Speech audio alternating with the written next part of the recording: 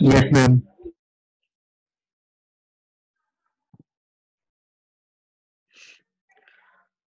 So today's topic is complexity theory, unit 4. I have told you that there are two types of problems, solvable problem and unsolvable problems, right?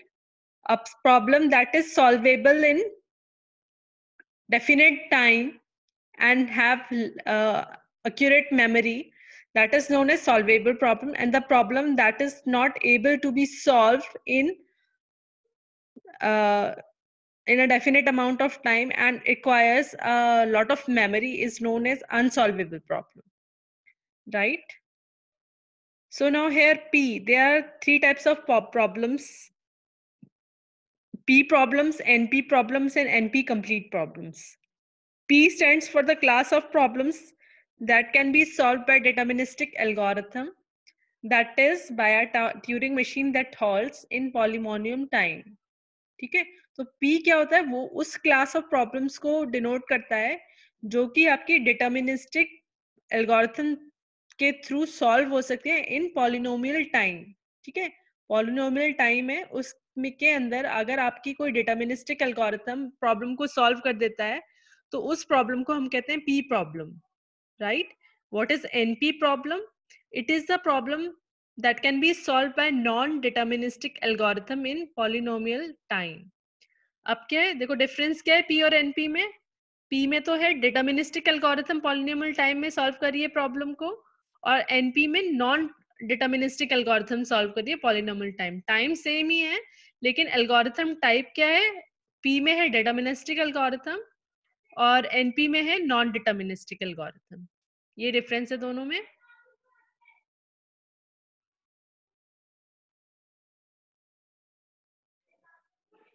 ठीक है, फिर है NP complete. Now NP complete is सब class of NP. यह क्या है हम बाद में देखेंगे. Now, though we have discussed this in class, I'm still revising it again. See, suppose why we require algorithms. Algorithms are required to solve some problem. Now we can have a number of problems or more than one algorithm that can solve that problem. एक problem को आप कई तरह से कर सकते हो. जैसे आप मल्टीप्लिकेशन लेते हो, मल्टीप्लिकेशन को आप एडिशन, मल्टीपल एडिशंस के थ्रू भी कर सकते हो, डायरेक्ट मल्टीप्लिकेशन के थ्रू भी कर सकते हो. तो दो तरह से एल्गोरिथम लिख सकते हो. ऐसे ही हर प्रॉब्लम की बहुत सारी एल्गोरिथम्स हो सकती हैं.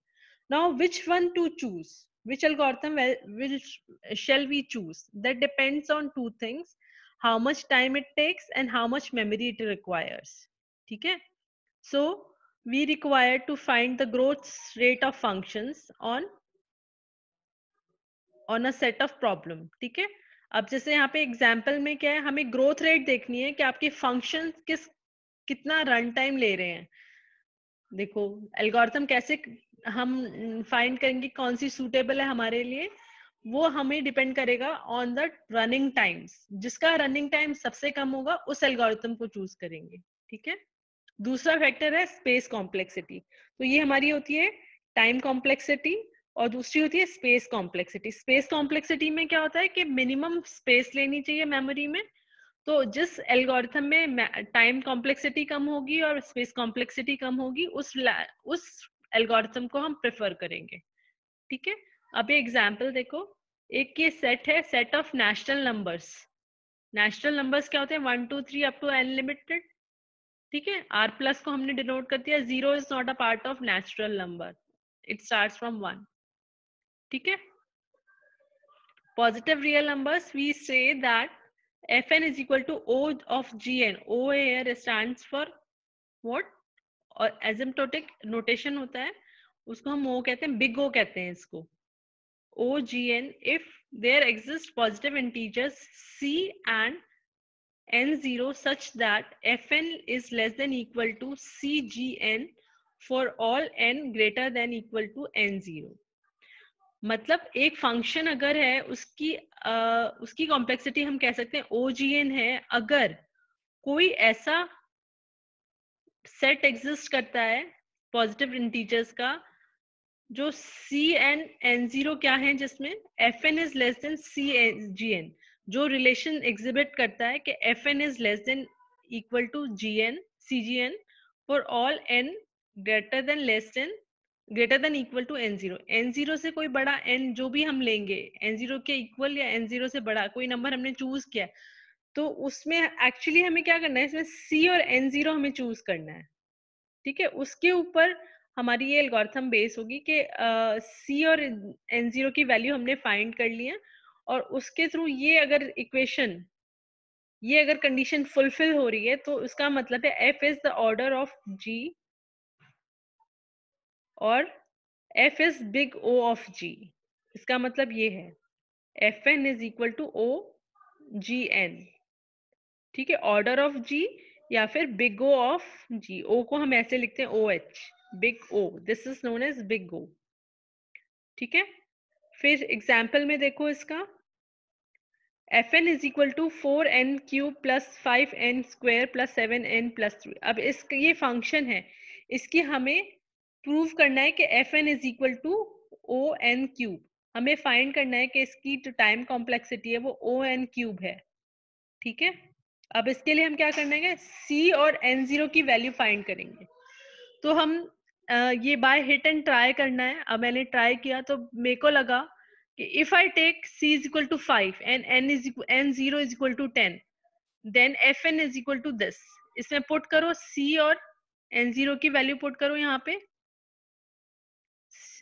ठीक है, n हमने क्या लिया है, नहीं नहीं, इसमें हमने क्या किया है, पुट किए values, n is equal to 10 और c इज इक्वल टू, यहाँ पे लेफ्ट हैंड साइड और राइट हैंड साइड लेके चलो, 4n क्यूब था हमारा, 4n क्यूब,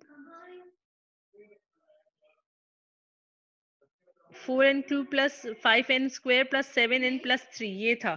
ठीक है, इसको हमें प्रूव करना है, it is less than equal to 5n cube. 5 कहाँ से आया, ये c5 है हमारा, n क्यूब हमारा यहाँ से आ रहा है। ठीक है, n क्यूब, cgn होना चाहिए ना हमारा, तो ये cgn है। ठीक है, अब हमने इस इक्वेशन को सॉल्व किया, 5n क्यूब और 5n, यहाँ पे 5n क्यूब है, यहाँ पे 4n क्यूब है, तो यहाँ पे क्या रह जाएगा, 5n 1n cube.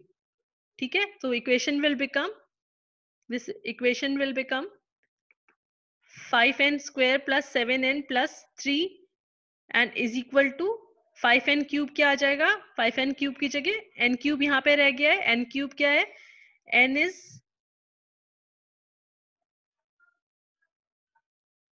this one, so you will get this, n cube is 10 cube, n is equal to 10। ठीक है, इसको सॉल्व किया, 5n square plus 7n plus 3 is equal to 570। इसको कंप्यूट करोगे तो क्या आएगा, 573। Now you can see 573 is less than 10 cube, 10 cube is 1000, 573 is less than 1000 ठीक है, और फिर इसके बाद आप n इज इक्वल टू 11 भी देख सकते हो, 12 भी देख सकते हो, और so on. For n, that means for n equal greater than equal to 10, 5n square plus 7n plus 3 is less than n cube. That means fn is big O of n cube. Hence this is proved. ठीक है, now further अब कुछ definitions हैं हमारे पास। A Turing machine M is said to be of time complexity Tn if the following holds. एक Turing machine को हम कह सकते हैं कि उसकी टाइम कॉम्प्लेक्सिटी Tn है अगर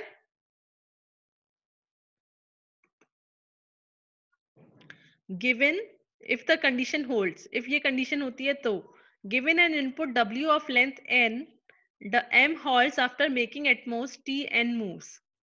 अगर आपको एक इनपुट स्ट्रिंग दे रखी है w, ठीक है, जो कि लेंथ है, जिसकी लेंथ है n, फॉर दिस स्ट्रिंग अगर Turing machine m halts after making at most t n moves, अगर आपकी machine Turing machine t n moves, ज्यादा से ज्यादा टीएन मूव करके हॉल्ट कर जाती है, तो उसका मतलब है it is a deterministic Turing machine. ठीक है, समझ गए? अब इसको दोबारा से एक बार रीड कर लो।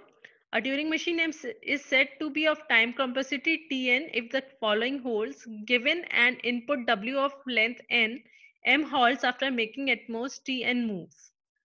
ठीक है, मतलब क्या है? इनपुट गिवन है हमारे पास W का, n लेंथ है जिसकी n कैरेक्टर्स की लेंथ है, तो m जो है वो हॉल्ट कर रहा है जब Tn मूव करके, Tn मूव्स कंप्लीट करके, एक नंबर है Tn मूव्स, उतने मूव्स करके वो हॉल्ट कर रहा है, तो वो ट्यूरिंग मशीन जो है उसकी कॉम्प्लेक्सिटी क्या है? Tn। ठीक है, ये डिटरमिनिस्टिक ट्यूरिंग मशीन के लिए है। Second definition है, a language L is in class P if there exists some polynomial Tn such that L is equal to Tm for some deterministic Tm m of time complexity Tn। अब ये second rule क्या है, second definition क्या है? A language जो है L language वो P में कब होगी, क्लास P में कब होगी? अगर कोई पॉलिनोमियल Tn ऐसा है जिसके लिए L is equal to Tm for some deterministic Tm of time complexity Tn। मतलब क्या है कि इस लैंग्वेज के लिए कोई पॉलिनोमियल Tn ऐसा है जिसके लिए लैंग्वेज जो है उसकी टाइम कॉम्प्लेक्सिटी Tn है। ठीक है, टाइम कॉम्प्लेक्सिटी Tn है, ऐसा पॉलिनोमियल होना चाहिए इस लैंग्वेज के अंदर, तो हम कहेंगे कि वो क्लास P को डिनोट करती है। ठीक है, समझ गए? एक बार दोबारा रिपीट करूं, language L is in class P, language L class P के अंदर है अगर कोई पॉलिनोमियल Tn ऐसा है, कोई पॉलिनोमियल Tn ऐसा है जिसके लिए कोई डिटरमिनिस्टिक ट्यूरिंग मशीन की कॉम्प्लेक्सिटी Tn है।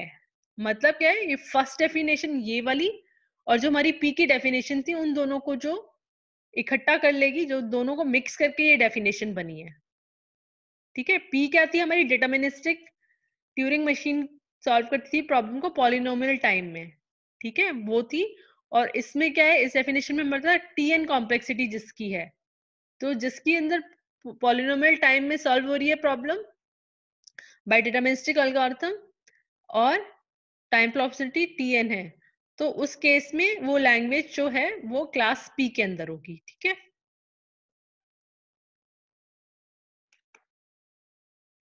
नाउ कंस्ट्रक्ट टाइम कॉम्प्लेक्सिटी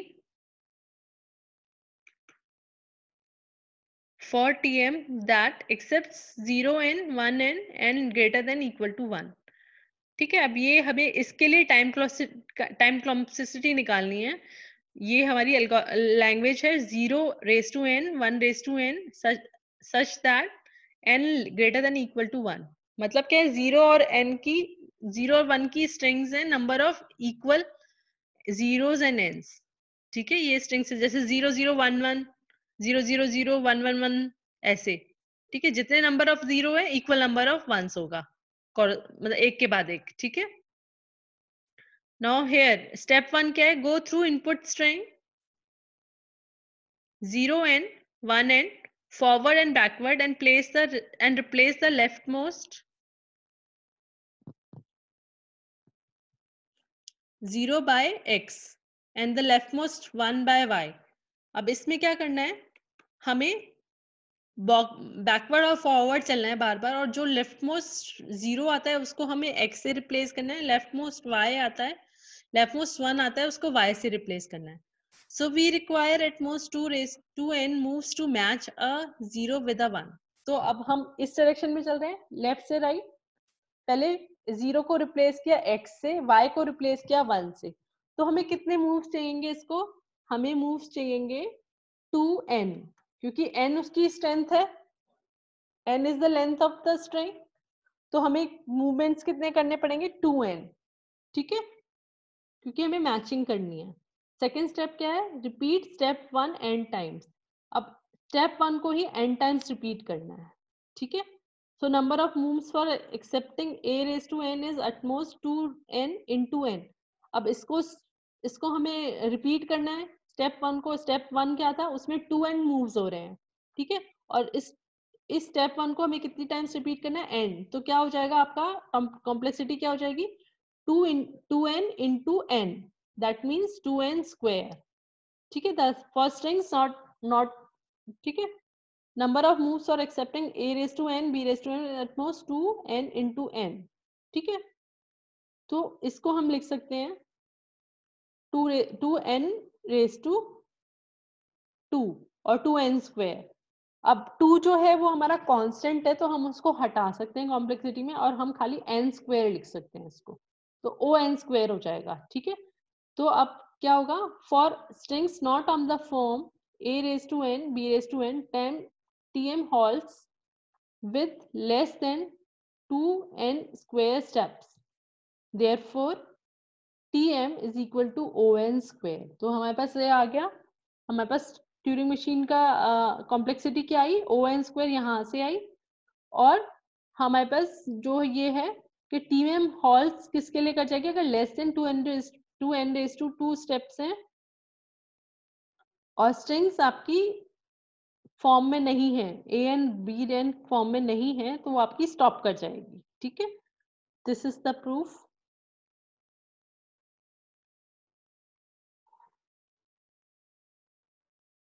एक छोटा सा प्रूफ और कर लेते हैं.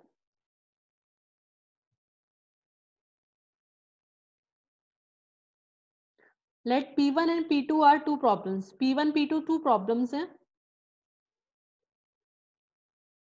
ठीक है, a reduction from P1 to P2 is an algorithm which converts an instance of P1 to an instance of P2 if the time taken by the algorithm is a polynomial Pn, n being the length of the input of P1, then the reduction is called a polynomial reduction P1 to P2. Basically इसमें क्या करना है, हमारे पास दो problems हैं, P1 और P2, दो problems हैं, रिडक्शन करना है. अगर P1 to P1, a reduction from P1 to P1 is an algorithm which converts an instance of P1 to an instance of P2. मतलब क्या है कि एक इंस्टेंस है P1 का जो कि उसको कन्वर्ट कर रहा है किसी इंस्टेंस P2 में. जैसे P1 एक इंस्टेंस है, P1 को हमें कन्वर्ट करना है P2 में, तो हम कहेंगे कि वो रिडक्शन हो रहा है. ठीक है, जैसे एक रिजल्ट से दूसरा रिजल्ट निकालते हैं कि P1 if A is true then B is true, ऐसे कंडीशन हो गई ना. तो अगर हम इंस्टेंस लगाते हैं, P1 का इंस्टेंस अगर P2 के किसी इंस्टेंस को रिड्यूस कर रहा है, वहां तक पहुंच रहा है, उसमें कन्वर्ट हो रहा है, P1 का इंस्टेंस P2 के इंस्टेंस में कन्वर्ट हो रहा है, तो हम कह सकते हैं कि it is reduction from P1 to P2. ठीक है,